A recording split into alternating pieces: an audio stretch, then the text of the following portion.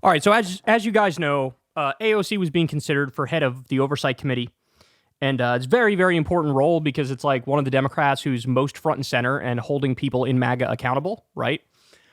So she wanted to be the head of oversight. She was close, but she ended up losing the preliminary vote and then losing the vote once it went to the full caucus.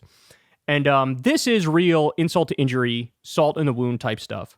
So this is the person, the Democrat Connelly, who beat AOC. He goes on MSNBC to talk about this. And this is disgusting. So let's listen and then I'll break it down.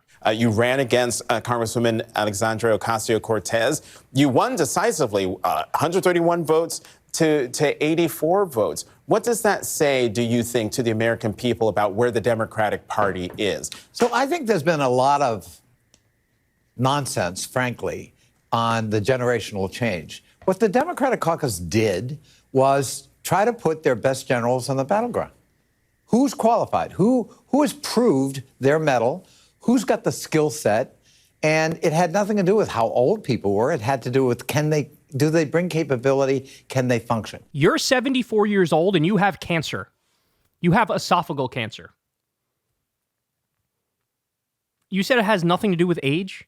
Literally the whole reason you got this position was seniority and Pelosi made phone calls.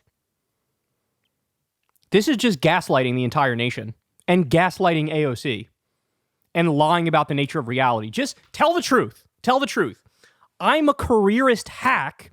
I want to climb the ladder and I played the game right and went up the hierarchy. And so it's my turn. It's my turn. The it's my turn mentality. That's why we got Joe Biden thinking he was going to run in 2024. And dropping out at the last minute because his brain was leaking out of his ears. This mentality that this guy has is literally the exact problem in the Democratic Party. This obsession with institutionalism and seniority and decorum and civility and hierarchy. That's not a way to do politics. On the right, if there's a Republican politician that pops and gets some juice and the base starts to like them, they put that motherfucker front and center. They'll put them on TV everywhere. They'll give them some high-ranking position.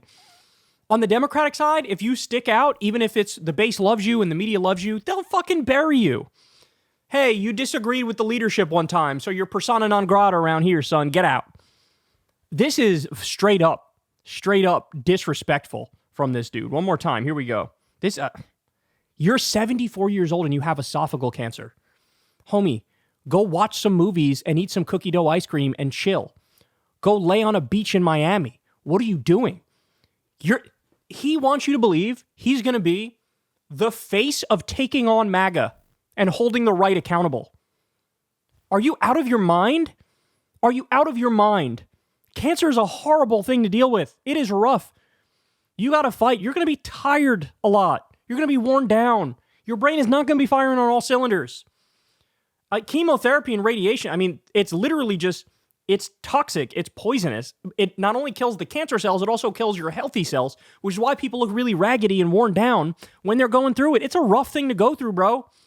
You deserve sympathy and rest and relaxation and no worries. And you're supposed to be the one to be front and center taking on MAGA. You're the figurehead of taking on MAGA, a 74-year-old with esophageal cancer who nobody could pick out of a fucking lineup. And this is just total cope, the idea of, bro, just the best generals on the battlefield. Nobody knows who you are. You've been in politics for fucking 9 terms. Nobody has any idea who you are. And also, let's be real, AOC's weapon is social media. She's got a massive following on social media. This guy probably doesn't even know how to fucking log into Instagram.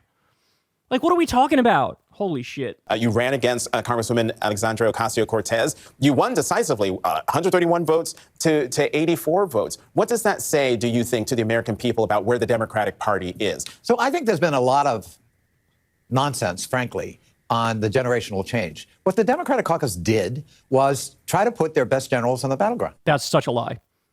You think you're a better general in the battlefield than AOC, one of the most high-profile Democrats who also, by the way, got crossover votes where some people voted for Trump and voted for her?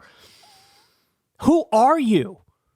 Who's qualified? Who has proved their mettle? Who's got the skill set? And proved your mettle by nobody in the country knowing who the fuck you are. I cover politics for a living, and this is the first time I've ever even thought about you for a split second. Why? Because you're incapable of being interesting enough to get eyeballs on you. It had nothing to do with how old people were. It had to do with... It had everything to do with that. Everything. It's seniority. And Pelosi made phone calls for you from a hospital bed after getting a hip replacement. Gerontocracy is real, folks. Do they bring capability? Can they function? And that was the choice. Can they function? What we need to ask ourselves is, can we wake up in the morning and take a nice, healthy, steaming morning shit and eat our oatmeal for breakfast and put our pants on slowly, but we get it done, and then go and hop in the car and drive to Congress? Can we do that without crashing? Can we still have energy by 4 o'clock in the afternoon? Like, what are you doing? Before my caucus, Alexandria's a rising star, has a lot of talent, but she's 3 terms. I'm going to begin my 9th. I've got a lot of... Homie, nobody gives a fuck. I don't give a fuck if you're on your 88th term. I don't care. And by the way, that's part of the problem, right? Gerontocracy, you've been there forever. You've been in the swamp, so you view that as evidence that you can take on the swamp. No, you are the swamp. You are part of the problem. And you have no ability on your own to generate headlines. You don't have the political talent you think you do. You're just a Democrat who's taken money from the party, taken money from donors, and gotten elected. And a lot of these things are, they're not competitive at all, right? A lot of these races are not competitive at all. AOC is somebody who at least can generate headlines and eyeballs and has, a whole group of people willing to go to the mat for her on her social media. This is ridiculous. I know the committee backward and forward. I've been involved in every major issue in 16 years. Well, that's bad, right? Isn't that a bad sign? I've been involved in every major issue and nobody even knows who the fuck I am. Oh, that's kind of the point, right? Is this guy going to call in Roger Stone and grill him, call in sloppy Steve Bannon and grill him, call in Michael Flynn and grill him? Really? This guy is 74-year-old with esophageal cancer. I know how to take on the Republicans. I'm known as a bulldog. Those are skill sets we need as we face 4 more years of Trump and an unstable Republican majority. He's a bulldog. He's a 74-year-old bulldog. Guys, I have to say, I've even seen so many liberals, just like standard Democrat types, even they were furious about this. Even they were like, you know what? Would you like to prove any clearer that you took 0 lessons from this last election loss? Would you like to do that? Like, this is part of the problem. And by the way, the Republicans used to be like this until Trump. Everything was, all right, what's the hierarchy? What's the order? What's the institution like? Whose turn is it? That's how you got John McCain, for example, as the nominee in 2008. It turns out that's a horrible way of doing politics. It turns out you actually have to be interesting and entertaining and make decent points and actually grab attention. This is politics. Gonna send out this geriatric freak to try to hold MAGA accountable?